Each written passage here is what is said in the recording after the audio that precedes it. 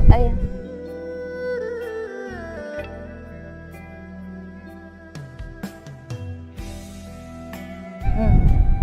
ហើយខ្ញុំមើលខ្ញុំអញប្រាប់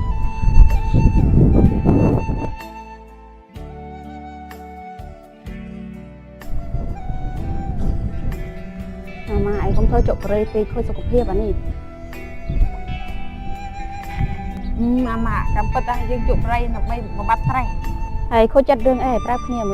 មើលឯងជឿគិតអញនឹងយើងបើអត់លុយចេះអត់មានស្នេហាទេមនុស្សយើងតើមានលុយតែបើអត់លុយដូចហែងអញគឺដូចឆ្កែកែស៊ី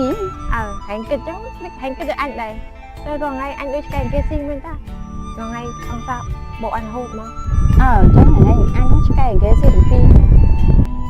មែនណាម៉ាបើប្រុសបោកយើងហើយយើងដូចឆ្កែកែស៊ីចឹងម៉ាពួកម៉ាបើយើងចូលប្រឡូកក្នុងទីក្រុងភ្នំពេញបើយើងអត់ការងារធ្វើយើងច្បាស់ជាអត់លុយបើយើងអត់លុយយើងនឹងអត់គេឈ្មោះពេលដែលយើងអត់គេឈ្មោះប្រុសនឹងបោកយើងមានដៃពីរជើងពីរយើងនឹងចូលប្រឡូកក្នុងទីក្រុងភ្នំពេញហើយយើងនឹងសាងគេឈ្មោះយើងឡើងវិញម៉ាសាងគេឈ្មោះមេតាបើហែងក៏ប្រុសបោកអញក៏ប្រុសបោកហ្នឹងមកពីយើងទាំងពីរអ្នកដូចឆ្កែកែស៊ីហ្នឹងបានប្រុសបោកទាំងពីរហ្នឹងចុះតោះអិចស៊ូមតោះម៉ា